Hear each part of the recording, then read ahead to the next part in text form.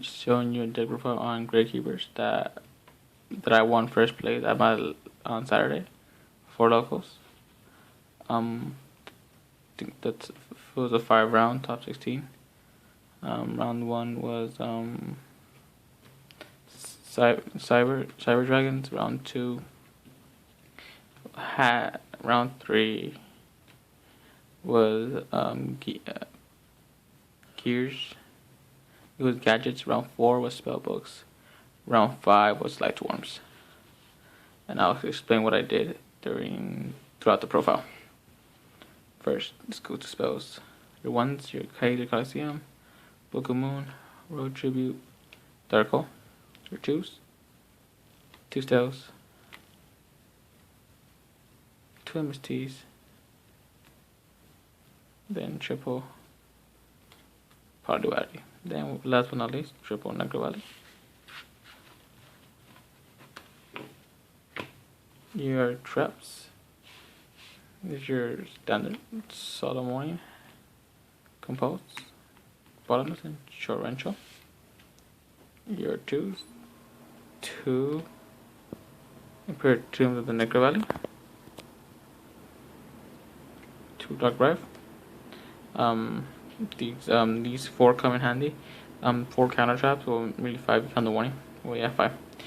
These are mainly for stopping any monster effects or kind of thing that kind of affect me more. The Dark Bribe, I play these instead of the Wire Trap because people usually bait out the Imperial Tombs by MST and Necrovalley, so feeling Dark Bribe is more versatile than having the third Tombs or the extra Mirror Force. There's a moral way to keep Necrovalley on field and you maintain control throughout the game. 2-Dimensional Prison worked well, especially in this format. Basically, what when doing this format, just banish your monsters. You don't want any monster to hit the grave because then their effects go off. These basically go for Shadolls, Burning Abyss, and H.A.T, as well as Yangzings. Then your final 3 Phoenix Chain.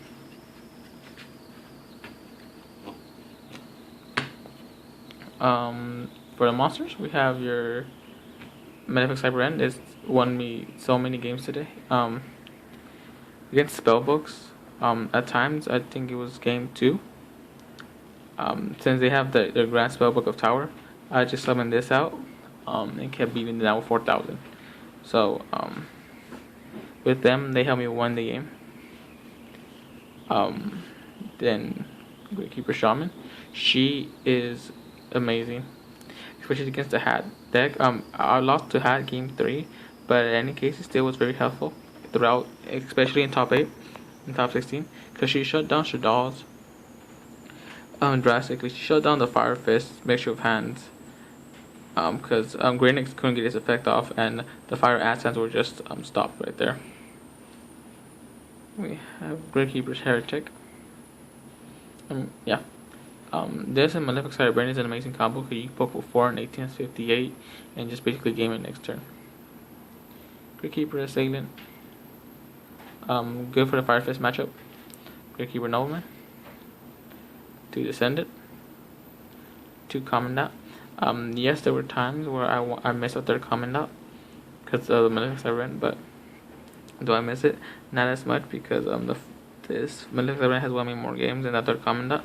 So keeping it at 2-to-1 ratio works perfectly well for me. 3 Recruiter.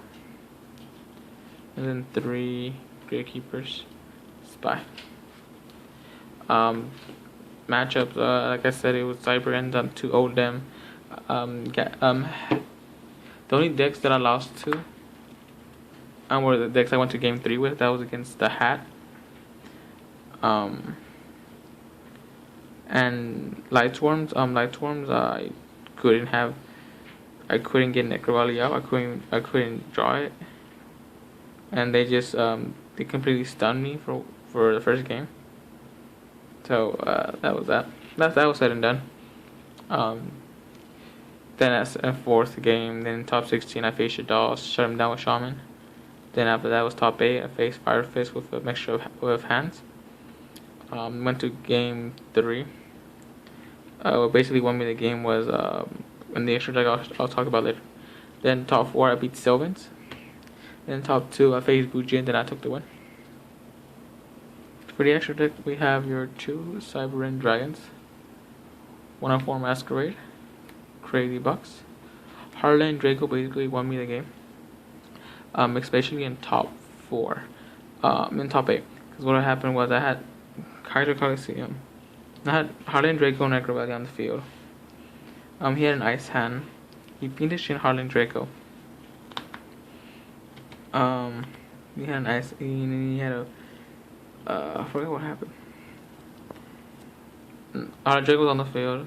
He got rid of my shaman, so he was right here, but he couldn't target it. So, come next turn, he finished in Harlan Draco. But so I had some Gravekeeper Assailant. I had dropped Book of Moon, so I had Book of Moon, Harlan Draco. Took the face back up, then attack for game.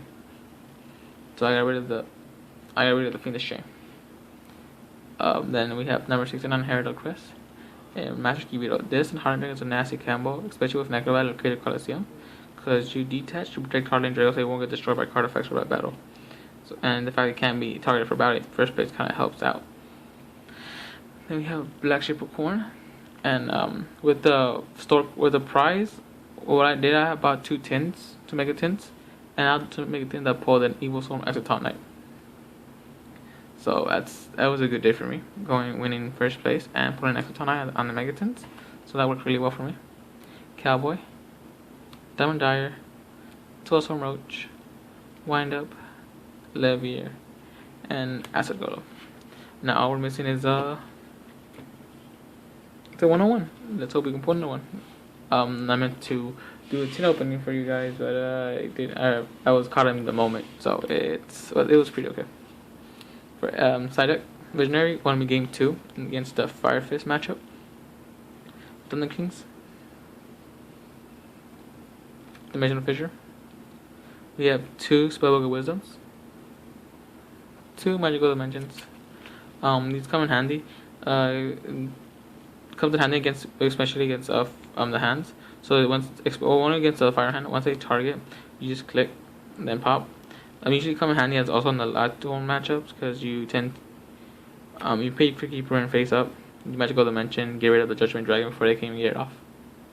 70 limit, skill drain, Eradicator. This has a funny story to it. Well, during the Spellbook matchup in my round 4, I chose the Spellbook. He activated full health and got rid of Eradicator, so I didn't even have a chance to pull it off. So that was kind of a sour taste in my mouth, but still won. Macro, Imperial Tombs, Murder Force, then 2 Lightning Prisoners Mirror. Out of my whole side deck, the only card I actually saw after sighting was Visionary. Other than that, I never saw Lightning Prisoners Mirror after I sighted in for Lightsworn. I never saw anything Macro Dimensional Fissure. So that was, drawing none of your sides really does suck. But yeah, went 3-2. Qualified for top 8, but there was a double elimination, so it was triple elimination. I mean, top 16. Beat Shadolls, top 16, then beat Fire Fist, then Silvans, then Bujinn. That works really well. It's really competitive. Depending on how you use your resources, you can really win those grind games. I guess the key card for this deck was Gravekeeper still.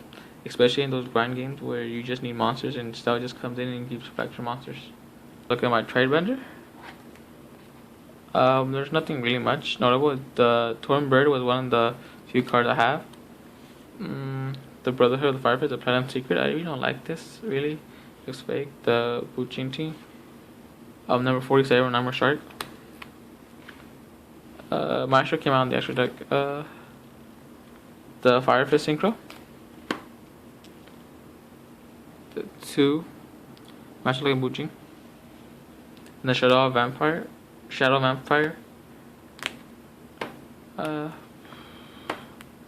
Madoji Hook Kick. I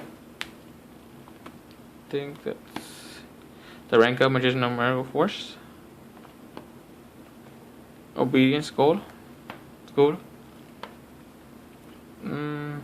Pretty much it. And those are the only notable cards that I already got. And then the Scale Prisoner. As well as Dolce Knight. I pulled the number 107, but I gave it to a friend because I was so happy that I pulled a Stun Knight that I didn't even care. Yeah, that's the deck. 42 card deck. First piece locals, and they work really well. As long as you know how to use your resources, you can win any duel. Well, that's Ricardo from Team Terrain with a Gravekeeper deck profile. Sign up.